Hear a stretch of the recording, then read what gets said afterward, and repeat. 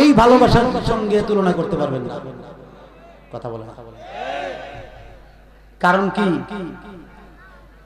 আল্লাহকে ভালোবাসতে হবে বেনজির বেমিসাল ভাবে, ঠিক তদ্রুপ আল্লাহর রাসূলকেও ভালোবাসতে হবে বেনজির বেমিসাল ভাবে।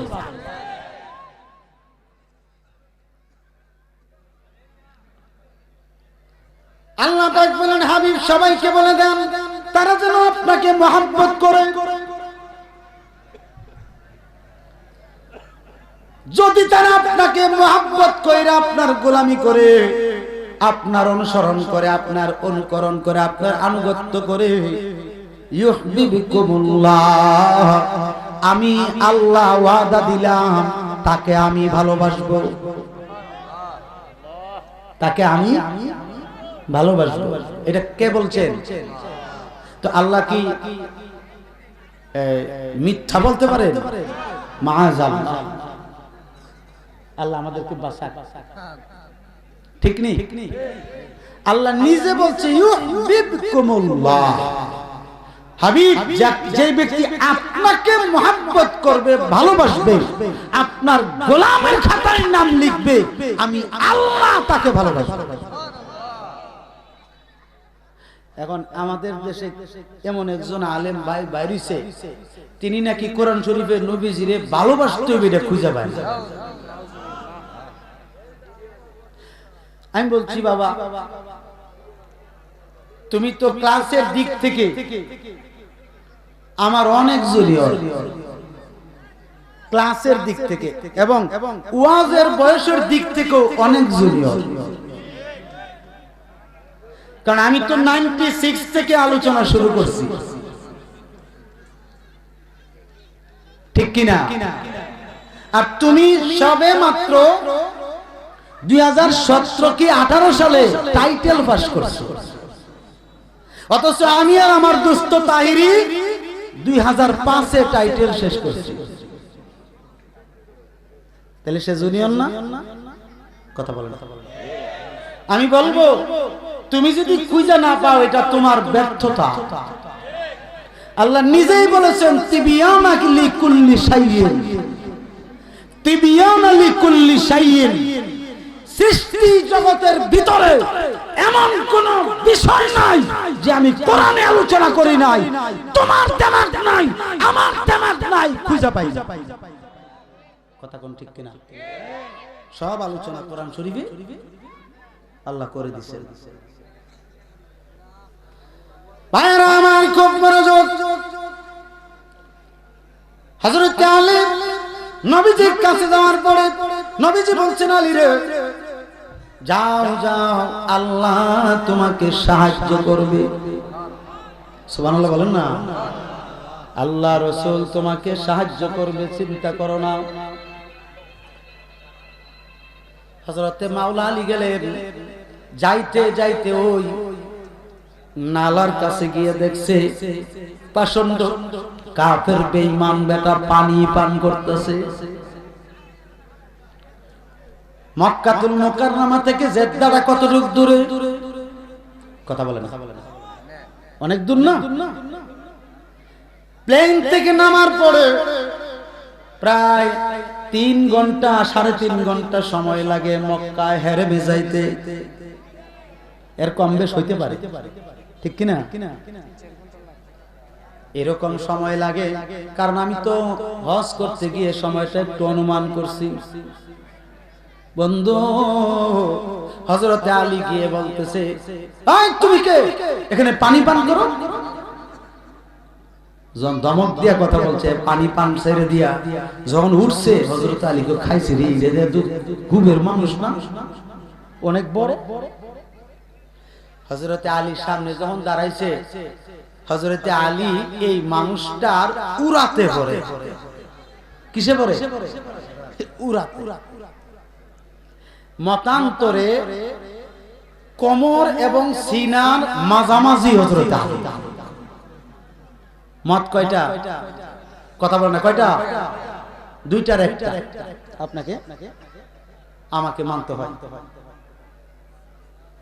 আলী তো দেখে খাইছে, এত মোটা, না জানে কেমন শক্তি। মনে মনে এগুলো পানির থেকে উঠে দাঁড়ায় বলতে, তুমি কে? হযরত আলী বলে, আমি একজন মুসলমান, মুহাম্মাদুর রাসূলুল্লাহ সাল্লাল্লাহু আলাইহি সাল্লামের একজন উম্মত। একটু জোরে বলুন না সুবহানাল্লাহ। একজন উম্মত। তুমি মুসলমান, ভালো কথা, আমি কাফের। আমি কি? আমি দামেস্ক থেকে এখানে আসছি, তুমি আমার ধমক দিয়ে কথা বললা কেন? পানি পান থেকে বিরত করলা কেন? বলতেছে, আপনি এখানে পানি পান করে ফেলতেছেন, ওদিকটা জমিন নষ্ট হইতেছে, তো আপনি এখানে আসছেন কেন? তুমি মুসলমানের সঙ্গে কথা বলে আমার লাভ কি? হ্যাঁ, তবে বলতে পারি। আচ্ছা, তোমার বাড়ি কোথায়? আমার বাড়ি তো মক্কায়। মক্কায় নাকি একজন বীর পুরুষ আছে যার নাম মুহাম্মদ আলী। নাম কি? মুহাম্মদ আলী। তার শরীরে নাকি 1000 মানুষের শক্তি আছে, আমি শুনছি। আমি তাকে হত্যা করতে আসছি।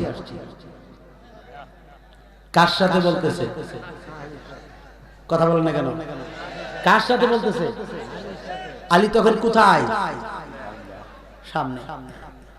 হযরত আলী কয় মনে মনে, আরে নবীজি তো এই জন্যই বাধা দিছে আমার, হ্যাঁ রে, শেষ করে যাওয়া লাগবে। সুবহানাল্লাহ বলবেন না? বাবাজিরা আমার, গভীর মনোযোগ শেষ করছি বাবা। বুঝতে পারছি আপনারা আমার বন্ধুর আলোচনা শোনার জন্য আক্ষেপ হয়ে আছেন, শুনবেন, সমস্যা নাই। আমিও কিছুক্ষণ কথা বলে যাচ্ছি, হকটা তো পালন করতে হবে। আমি রমজানে মাহফিলে দেই না, কারণ রমজান মাস হলো আমি গুনাহগারের পড়াশোনার মাস। কিসের মাস? পড়াশোনার মাস, ইবাদত বন্দেগীর মাস। এই মাসে আমি মাহফিল কোথাও রাখি না, কিন্তু আমার দোস্তের জন্য আমি মাহফিলটা রাখছি। আজকে আমার দোস্তের জন্য মাহফিলটা। হযরত আলী রাদিয়াল্লাহু তাআলা আনহু ডাক দিয়ে বলছে, তোমার নাম কি? বলে, আমার নাম হচ্ছে নাসতুর। এ নাসতুর, তুমি শোনো, তুমি কি কোনোদিন হযরত আলীরে দেখছো? তিনি তো অনেক শক্তিশালী, তুমি কি দেখছো? বলতেছে, না না, এই জন্যই তো আমি তোমাকে জিজ্ঞাসা করছি, আলীকে আমি কোন জায়গায় খুঁজে পাবো? হযরত আলী একটা হিকমত খাটাইলেন, কারণ তিনি তো সমস্ত ইলমের শহরের দরজা, ঠিক কিনা বলেন? সেই হিকমত বিষয়টা তিনি রাখেন না নাই? তিনি আছে। তিনি হিকমত দিয়ে বলছেন, এই বেটা তুমি শুনে নাও, আলীর সঙ্গে কি যুদ্ধ করবা তুমি? আমি একজন সাধারণ মুসলমান, আমার সঙ্গে যুদ্ধ করে দেখো, তুমি আমার সাথে টিকতে পারো কিনা? আটু জোরে কর না সুবহানাল্লাহ। তুমি আমার সাথে টিকতে পারো কিনা তুমি দেখো। নাসতুর বলতেছে, তোমাকে তো একটা আঘাত করলেই তুমি শেষ হয়ে যাবে। আমি নিরীহ মানুষকে মারতে চাই না, আমি যার জন্য কন্ট্রাক্ট পেয়েছি তাকে হত্যা করব।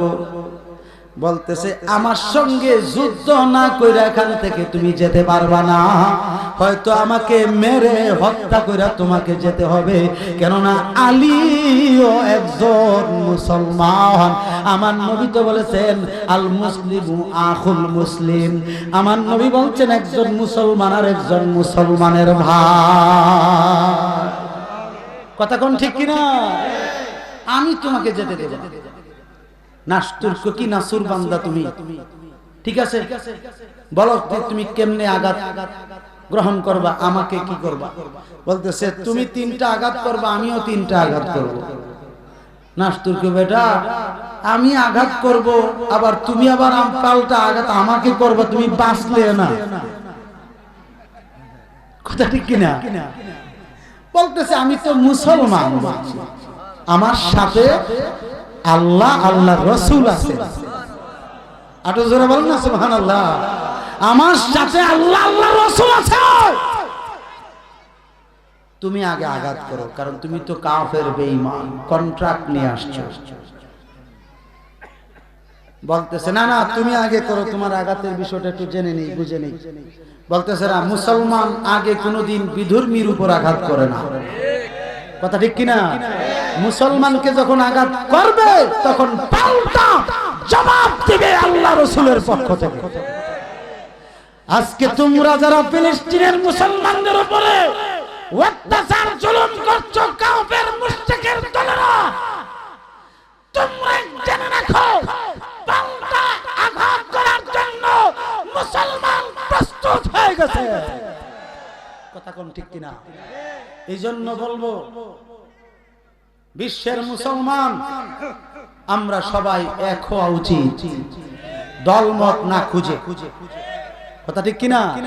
দলমত তালাশ না করে সব মুসলমান একত্রিত হয়ে বিধর্মীদেরকে প্রতিহত করতে হবে, তাইলে বিজয় আসবে। নতুবা যেই বাগাবাগি হইতাছে মুসলমানের ভিতরে, খালি বাঘ আর বাঘ, দল আর দল। তো এই দল হবে, এটা আল্লাহ ভবিষ্যৎবাণী করছে কোরআনের মাধ্যমে, রাসূলুল্লাহ হাদিসের মাধ্যমে ভবিষ্যৎবাণী করছে। যেমন ওয়া আন্না হাযা সিরাতুম মুস্তাকিম ফাত্তাবিউহু ওয়া লা তাত্তাবিউস সুবুলা। এই আয়াতের তাফসীর আসছে তাফসীরে আহমদ শরীফে। জোরে বলেন না সুবহানাল্লাহ। তাফসীরে আহমদ শরীফে স্পষ্ট আসছে, নবীজি পরিষ্কারভাবে বর্ণনা করছেন, সাতাফতারিকু উম্মতি সালাসুন সাবঈনা মিল্লাতান ইল্লা মিল্লাতান ওয়াহিদাতান কুল্লুহুম ফিন্নার। বলেন না সুবহানাল্লাহ।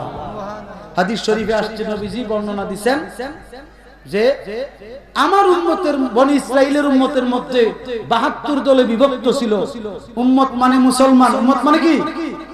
উম্মতের ব্যাখ্যায় লিখছে মুহাদ্দিসিনে, উম্মাতুন বামানা মুসলিমুন। বলেন না সুবহানাল্লাহ। উম্মত মানে কি? মুসলমান। উম্মত মানে কি? মুসলমান। এই মুসলমানের মধ্যে 72টা দল ছিল বনি ইসরাইলের ভিতরে। অচিরেই আমার উম্মতের মধ্যে 73টা দল হবে। এর মধ্যে একটা দল হবে বেহেশতি আর 72টা দল হবে জাহান্নাম। সাহাবায়ে কেরামরা বলছে, হুজুর 72 দল জাহান্নামী হবে কোন দোষে? নবীজি বলছেন, নামাজ, রোজা, টুপি, দাড়ি, আসকন, জুব্বা, পর্দা, পশিদা, ঢিলা, কুলুক, আবা কাবা সব থাকবে। কোরআন তেলাওয়াত থাকবে, কোরআনের তাফসীর থাকবে, হাদিসের তাফসীর থাকবে, মুহাদ্দিস বলেন, মুফতি বলেন, মুফাসসির বলেন, সব থাকবে, কিন্তু থাকবে না ঈমান, হুব্বে রাসূল থাকবে না। কথা ঠিক কিনা? তাহলে এমন এমন মুহাদ্দিস মুফাসসির নাই? আছে না নাই? বলছে, হুজুর বুঝলাম। কেন? কেননা আল্লাহ তো নিজেই বলেছেন, ইউদিল্লু বিহি কাসীরা ওয়া ইয়াহদি বিহি কাসীরা। কোরআন শরীফ আছে না? এই কোরআন শরীফ পড়া একদল আলেম সমাজ হবে পথভ্রষ্ট, আরেক দল আলেম সমাজ হবে হেদায়েত প্রাপ্ত। কথা কোন ঠিক কিনা? তো আল্লাহর কথা ঠিক নেই, আল্লাহর কথা সঠিক না। তো এই নবীজি যে কোরআন শরীফের ব্যাখ্যা বিশ্লেষণ করছেন হাদিস শরীফের মাধ্যমে, এই হাদিসের দ্বারা বোঝা যায় কি, যারা নবীজির প্রতি মহব্বত, জানের চাইতে, মালের চাইতে, পিতামাতার চাইতে, সন্তান সন্ততির চাইতে, সমস্ত মানুষের চাইতে বেশি না রাখবে, সে কোনোদিন ঈমানদার থাকতে পারবে না। কারণ আমি আনাস বিন মালিক থেকে হাদিসটা বর্ণনা করছি, সহিহ বুখারীতে আছে, সহিহ মুসলিমে আছে। কথা ঠিক কিনা? তো নবীজি ঠিক বলছেন কিনা? এখন নবীজির কেউ কেউ বলছে নবীজির সুন্নত পালন করলেই নাকি, নবীজির সুন্নতকে মহব্বত করলে নাকি নবীকে মহব্বত করা হবে। বেটা,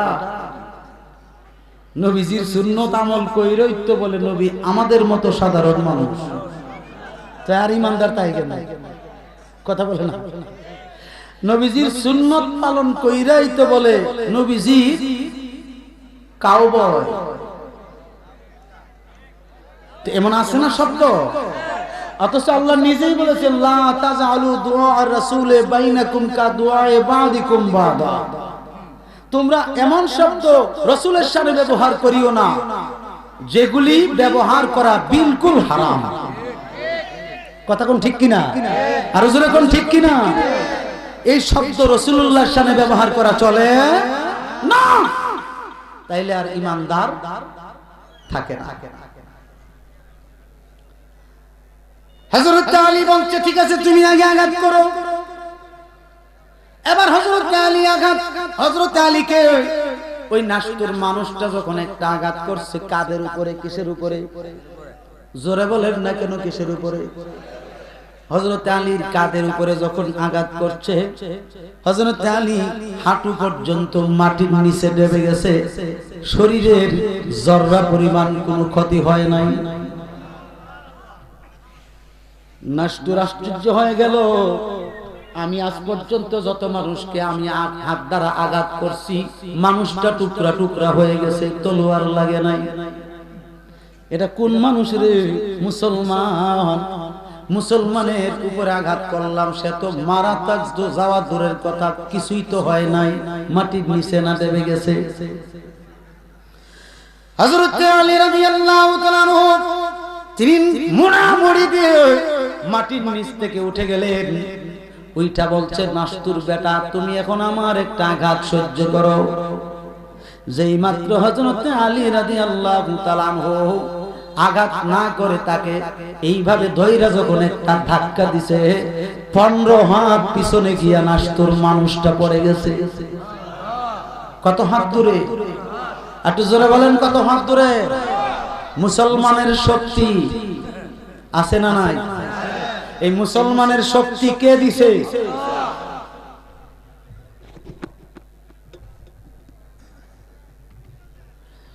ভাইরা আমার, খুব মনোযোগ।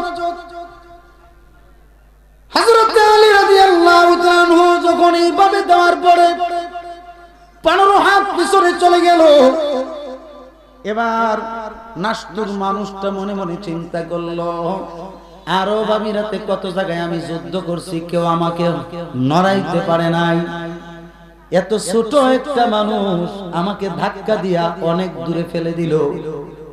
মুসলমানের তো শক্তি আছে, মানতে বাধ্য হয়েছে নি? মুসলমানের তো শক্তি আছে। এবার উঠছে, ওঠার পরে নাস্তুর বলতেছে আমার দ্বিতীয় আঘাত সহ্য করো। আমার যখন হযরতে আলীর কাদের উপরে এইভাবে যখন আঘাত করছে, আঘাত করার পর হযরতে মাওলা আলী কোমর পর্যন্ত ডেবে যায়। কতটুকু পর্যন্ত? এরপরেও নাস্তুর দেখতেছে কিছুই হইছে না মানুষটার। নাস্তুর চিন্তা করলো, এ বেটা মুসলমান, তুমি সাধারণ মুসলমানের শরীরে দিয়ে এত শক্তি থাকে, এত ক্ষমতা থাকে, আলীর জানি কেমন আছে? যুদ্ধটা করতেছে কার সাথে? এটা আন্দাজ করতে পারতেছে। এবার নাস্তুর আঘাত করার পরে মনে মনে চিন্তা করছে কিছু হচ্ছে না, মুসলমান থেকে মুসলমানদেরকে হটানো সম্ভবপর হবে না।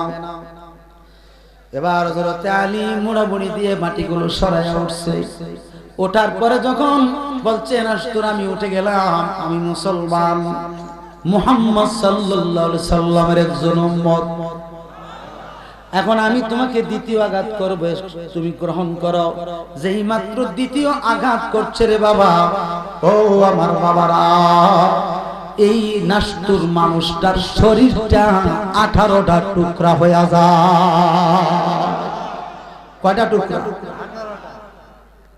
হাত একদিকে, পা আরেক দিকে, বডিটা বিভিন্ন টুকরা হয়ে বিভিন্ন দিকে, মাথাটা এখান থেকে আলাদা হয়ে অন্য দিকে, মাথাটা কথা বলতেছে। মুসলমান তো তুমি সাধারণ বলছো, আসলে তুমি বলো কে তুমি? একটু জোরে, তুমি কে? আমার মতন একজন মানুষ নাস্তুর কেউ পরাজিত করতে পারে নাই, তুমি আমাকে টুকরা করে ফেলেছো, কে তুমি? হযরতে আলী বলে, এই নাস্তুর, তুমি যে আলীকে হত্যা করার জন্য আসছো, আজকে এই সেই আলী তোমার সঙ্গে যুদ্ধ করছে।